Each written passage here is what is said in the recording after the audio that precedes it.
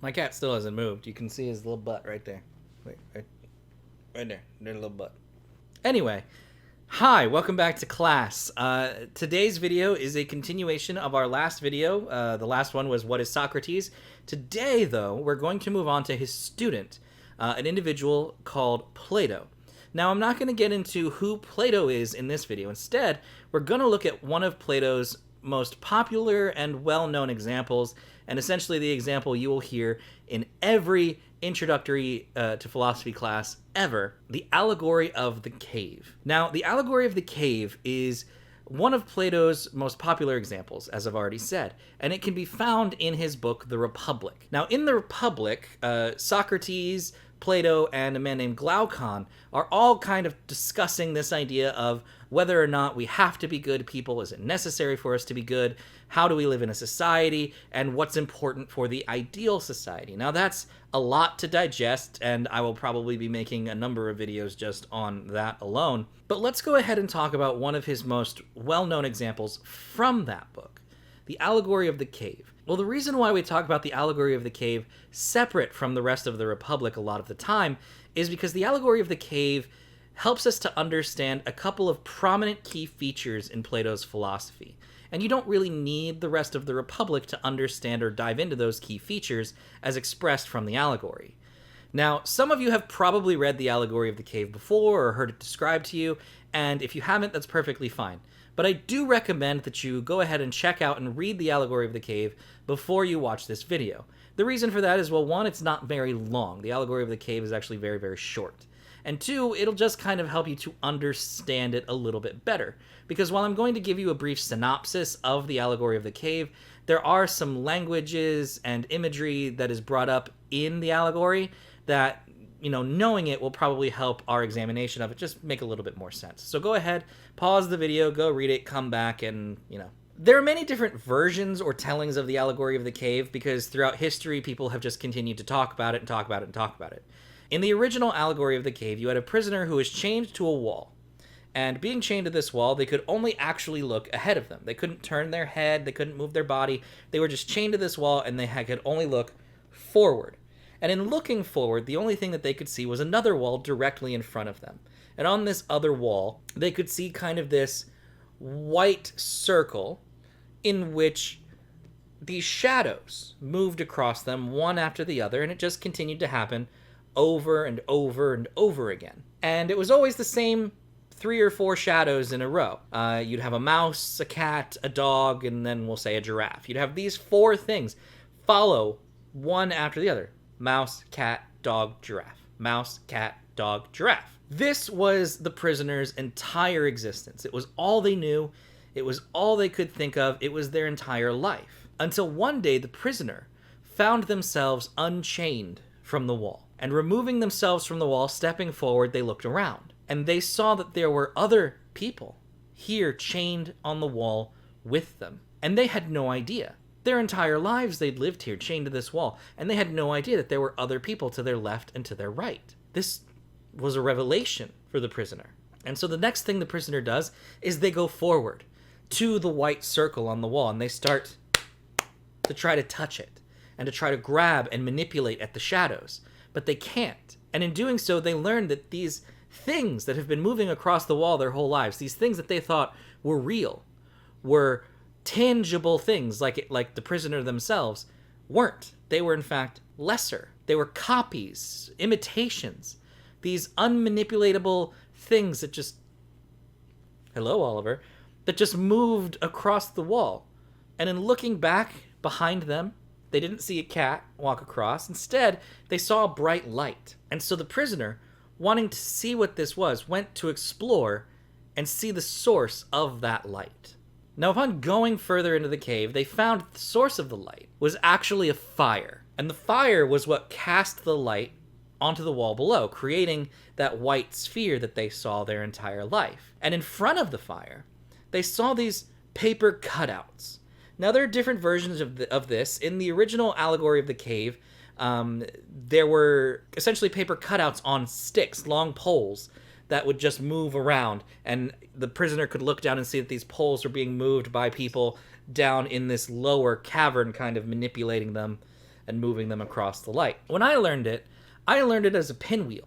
That there were these paper cutouts on a pinwheel that just kind of moved in a circle, one after the other, constantly moving in front of the fire. Whichever version you've heard, it doesn't really matter because the essence of it is still the same. It's the idea that the prisoner put two and two together. The prisoner realized that what was creating those shadows on the wall their entire life were these paper cutouts, and that their movement in front of the fire is what created their movement on the wall and is what created the cycle of mouse, cat, dog, giraffe over and over and over again. And in reaching out and grabbing the paper cutout, they learned something else. They learned that the paper cutout is actually physical and tangible and different. In fact, the prisoner puts two and two together that maybe the paper cutout is a more real representation of the shadow, that the shadow is a lesser imitation of it, and that they've now found something more real, more tangible in the paper cutout. Now, after examining the fire and the paper cutout and realizing that the shadows were created by the fire and the paper, the prisoner sees another light further in the cavern. And so the prisoner goes to explore. And the prisoner finds themselves walking up a slope and then eventually out of the cave into the real physical world, into nature.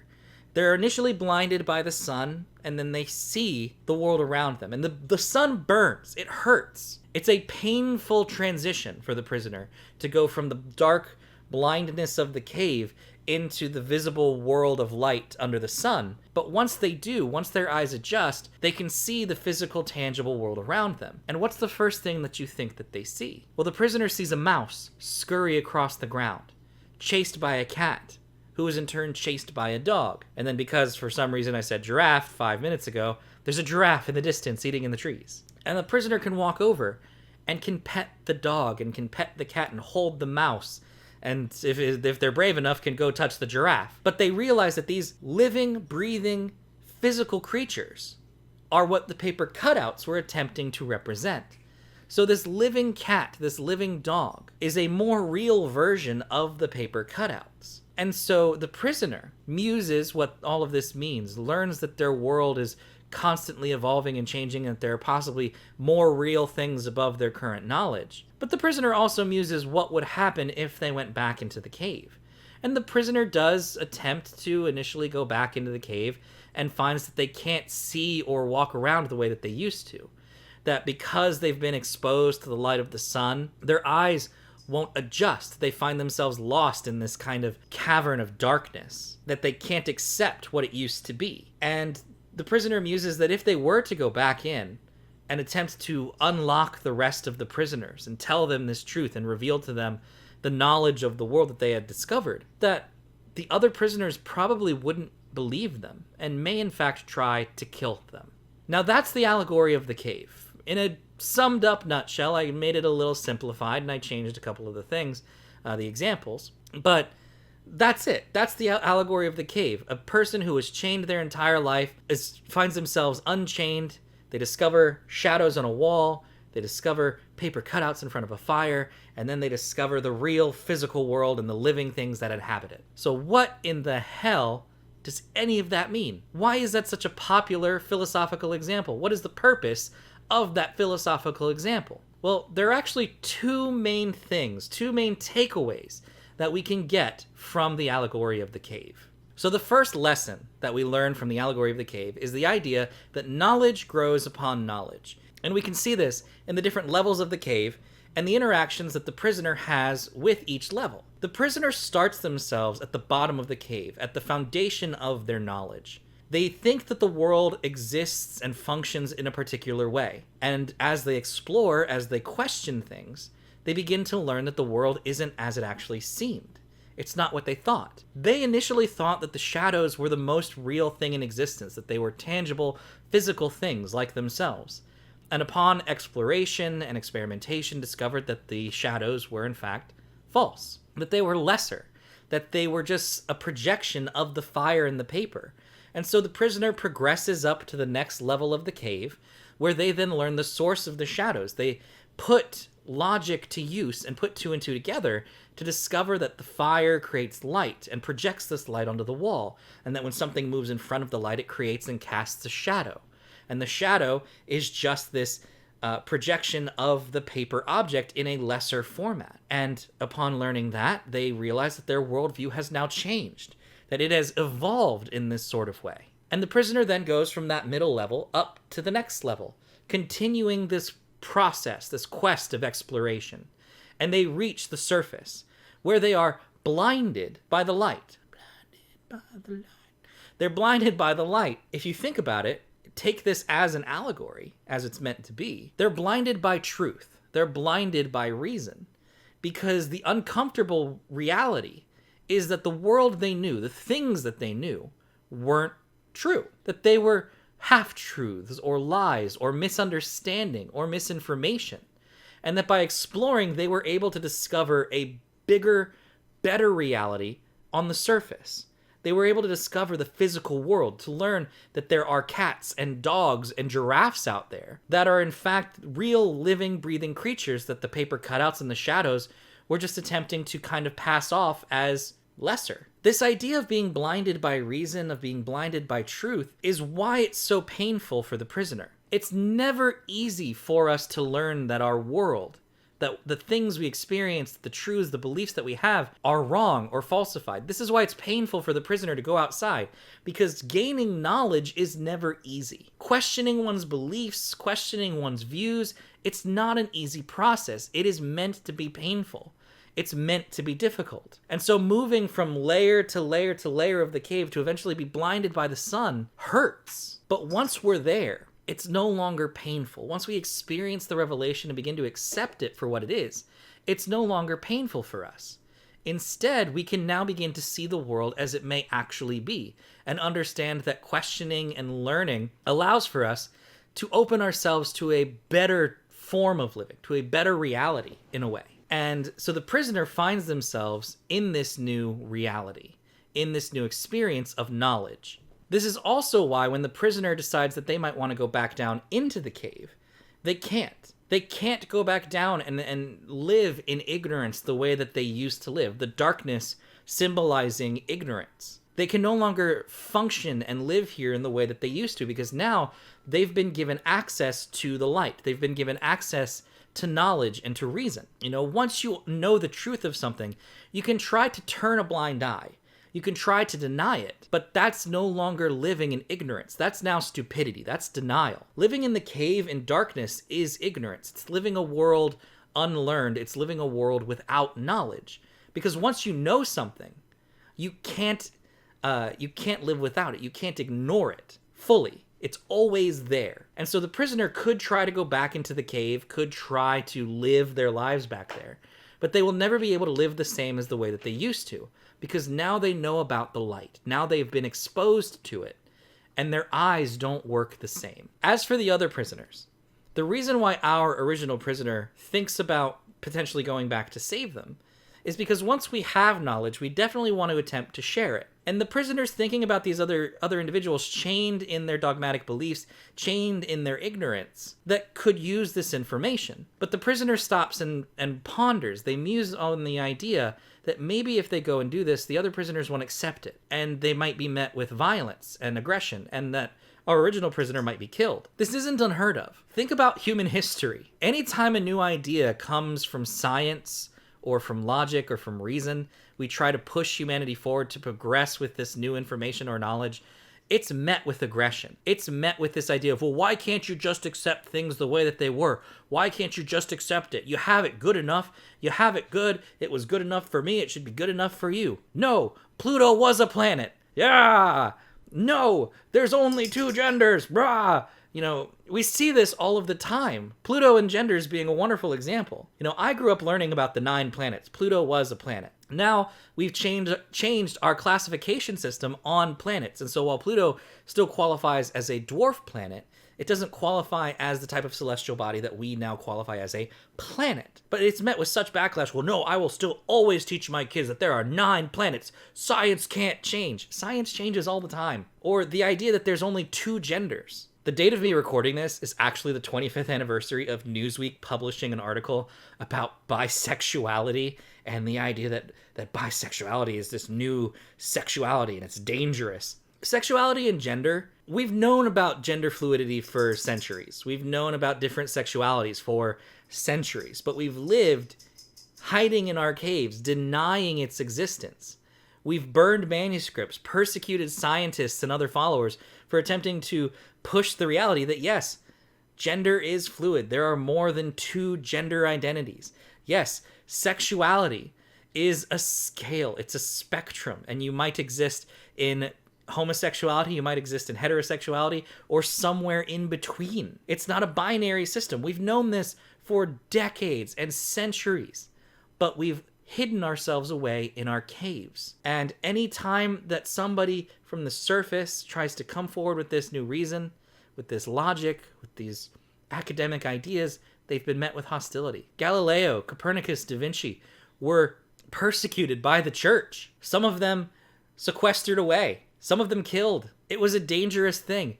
Ignorance, a blind ignorance in dogmatic tradition and belief, it's not unheard of to threaten reason. And so this is why the prisoner muses this idea, ponders it for a moment, about going down there and trying to free the others, only to hold back and go, but they might kill me. And is it worth it? That's a question I want to leave you with here with the Allegory of the Cave, at least in this lesson from it. Knowledge is something we all gain, we all experience, we all grow with. It's always worth it for us to push knowledge, even when threatened, right? Isn't it? Because knowledge is so fundamentally important to being a human being, and yet it will always be met with hostility. New knowledge will always be met with aggression, because some people don't like the idea that their worldview was wrong, that their worldview had to change. And so that's the first lesson we get from the Allegory of the Cave. And I leave you with that in pondering that first lesson. So the second lesson that we get from the Allegory of the Cave is our lesson on physics and metaphysics. And these relate to what Plato referred to as the realm of being and the realm of becoming. It's also our realm of the forms and the idea of perfection. And so the second lesson that we get is much more dense than the idea of dogmatic belief and tradition and the gaining of knowledge from the first lesson. So where do we see this lesson or this relationship of physics and metaphysics in the Allegory of the Cave? Well, we see it in the shadows, the cutouts, and the objects themselves. Let's say that the shadow that was seen by the prisoner wasn't a cat or a dog or a giraffe or anything. Let's say it was a cup. So the prisoner saw the shadow of a cup their entire life. And they can go over and they try to touch the shadow of the cup, and it's just a shadow. They go to the next level and they see a paper cutout in the shape of the cup. Plato argues that the shadow is a lesser version, a lesser representation of the paper cutout. Now, the paper cutout, we know, once the prisoner goes to the next level, is actually a lesser representation of the physical cup. So Plato asks, could there be something more real than the physical cup that we can hold in our hands and drink out of? And you might be going, well, no, I mean, it's the cup. What else could be more real than the cup? But in doing that, you've essentially become the prisoner, according to Plato. You know, the prisoner at one point thought that the shadow was the most real object in the world, and then found out that the paper cutout was there. And the paper cutout was more real because the paper cutout could be manipulated, could be touched and folded and ripped. And so the prisoner thought that the cutout had to be the most real version of that object, until they found a cup. And then the prisoner learned that the cup was the most real physical version of that object, because the prisoner could hold the cup, could put liquids in the cup, could drink out of the cup. It was a physical, usable object. So is there something more real than the cup? Plato argues yes. He says that there has to be, but not in this physical world. Instead, he believed that there was a realm beyond the physical world, this metaphysical world. Meta meaning beyond, so meta, the prefix means beyond here, so metaphysical just means beyond the physical. He believed there was this metaphysical world where the perfect version, the ideal version of a cup would exist. So let's break this down piece by piece. According to Plato, there are two realities, or two realms, if you will. There's the realm of becoming, and then the realm of being on top of that, Being and becoming and being. The realm of being was the metaphysical realm.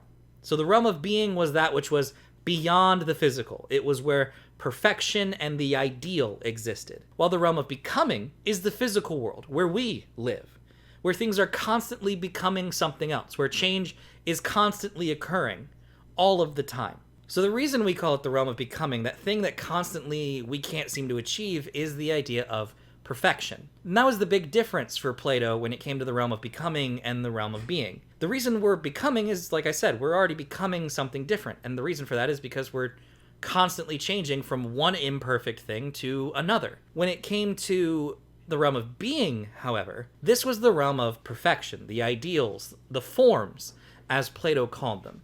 And existing in the realm of being were these perfect ideas of the things in the physical world. So when it came to the cup, for example, in the realm of being was the form of a cup. This cup was the perfect version of anything and everything that could be, has been, or will ever be a cup. Chairs, for example. We have so many different chairs, but in the realm of being, there is the form of chair that has the essence of anything and everything that has been, could be, or will ever be a chair. And the interaction for Plato between the realm of being and the realm of becoming is that these perfect ideals, these forms, would impart their essence from the form to the object in the realm of becoming when that thing became the object. So let's say you have a bunch of 2x4s and some plywood. Alone, not anything done with them, they're just 2x4s and plywood. But eventually you build a chair. And once it is built into a chair, the essence from the form has been imparted to that chair. And you can use it as a chair. You look at it and identify it as a chair. You can pick it up and smash it, and then that essence goes away. It's no longer a chair. So the essence, what is chairness, what makes it a chair, identifiable and usable as a chair, goes back to the form. Now notice I said not just usable, but also identifiable. A picture of a chair has the essence of it there as well, because it allows for you to identify it, to look at it and go, oh, well, that's a chair. And this is really the main relationship we saw with Plato when it came to the forms and the physical world. You know, it's the idea that what is it that all chairs have in common? What is it that makes it a chair? And you can say, well, a chair has to be sat on. It has to be able to be used as a chair. But not all chairs are able to be sat on. We can't sit on every chair. You know, or you don't want to sit on every chair. But you can't sit on the picture of a chair the same way you could sit in a recliner. You can't sit on the shadow of a chair. But when you see it, you know it as a chair. It has that essence, that chairness in it. And you could go, well, it looks like a chair. But not all chairs look the same. Some chairs are just pillars. You know, a pillar can be used as a chair. It has that essence within it. The floor can be used as a chair. A couch can be used as a chair. A bench, a recliner, a sofa, a stump can be used as a chair. All of these things have the essence of chair in them, but none of them are 100% exactly the same. The painting of a chair has the essence of chair within it, but it cannot 100% be used the same way as a chair, because you can't sit on the painting the same way you would on a stump, the same way you would on the floor. It will ruin and destroy the painting. For Plato, the second lesson we get from the allegory is this idea that there is more to this reality, more to this world, more to existence than we can perceive with the five senses. There is that metaphysical world out there. In looking at this metaphysical world, Plato wished to define it as being this idea of perfection that imparts its essence to us, the imperfect physical world. Now, every philosopher kind of has their own idea and interpretation of this metaphysical world, and this is just Plato's. For Plato, he had this idea of the imperfect world and realm of becoming, the physical world, the world that's identifiable by the five senses, and he had then the perfect metaphysical world, that which was imperceptible and not able to be interacted with by the five senses. It would impart its essence from the forms to the realm of becoming, allowing things to be used and identified as they are. But that's just Plato's version. Every philosopher, as I said, has a different one. And in the next lesson, we are going to look at an individual named Socrates. We already did Socrates. We're going to look at an individual named Aristotle. And in Aristotle's version of the metaphysical realm, it is, well, simply put, it doesn't interact with the physical. It actually changes Plato's version quite a bit, while keeping some of it similar.